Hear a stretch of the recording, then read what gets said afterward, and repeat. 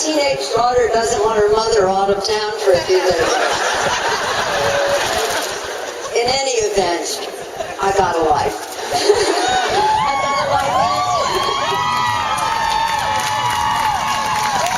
In addition to the beautiful life I already had as a wife and mother, people told me you'll love it when you go there because you love the issues. That's why you're interested in politics, issues that relate to stopping to proliferation of weapons of mass destruction, issues about human rights, issues about health and education, protecting the environment. That's the community we come from here in this hotbed of activity in the Bay Area. You love the issues, you will love to work on them in Congress. And so I did. And so I did. I studied the issues. I tried to master the policy without any thought of running for leadership. But when that opportunity came along, Carla, I was ready. And Carla's message to you about her being ready is my message to you. Be ready. Be ready. Sonia, it doesn't matter what the path is. It may be a path that wasn't planned, that you didn't realize, but it will be open to you if you are ready. Transitions are challenging. Running for Congress is not for the faint of heart. Right, Barbara? It's not easy, but it is worth it. So people always ask, how did you make the transition from housewife to House Speaker? It's in my book, Know Your Power, and I've left one for each of you. I left one with each of you as you leave later.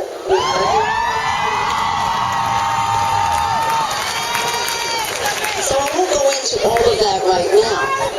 But the first transition was to go from being the representative of San Francisco in the Congress. How proud I am of that. And then to add to that, being not just the representative from San Francisco, but the Speaker of the entire House of Representatives.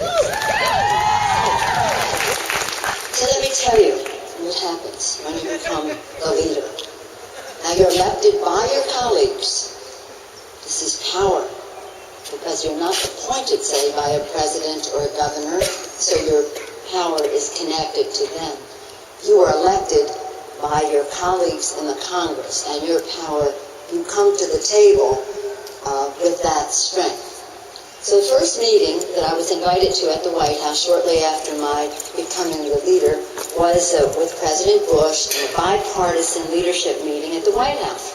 Well, I've been to the White House many times, so I wasn't apprehensive about or nervous about going to this meeting.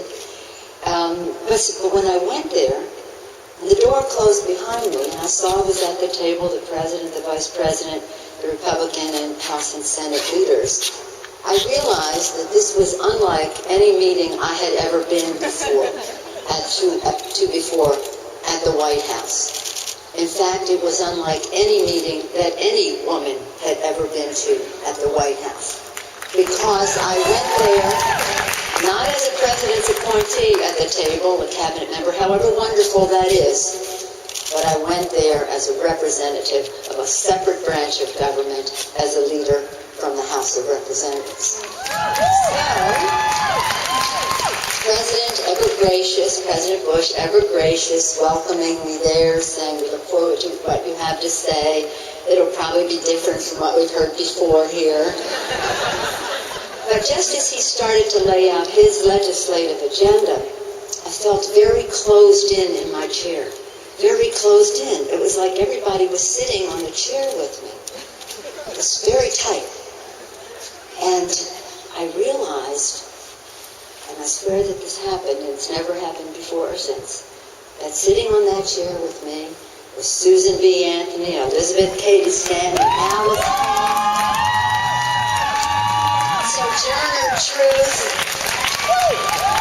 and all of the people who had worked so hard for women to have the right to vote and be empowered in any way that they wanted to gain power. They're all sitting there on the chair with me now.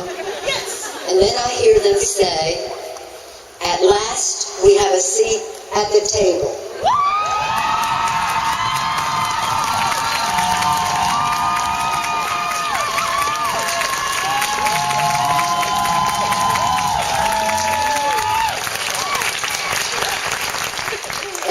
gone. I have no idea what President Bush thought was going on at that chair, but in any event, what was happening is that women standing on the shoulders of women, on the shoulders of women, on the shoulders of women, at last we had a seat at the table.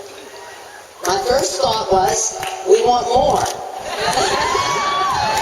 We want more. We want more women, we want more minorities at the seats of power, and we have to strive to make that happen.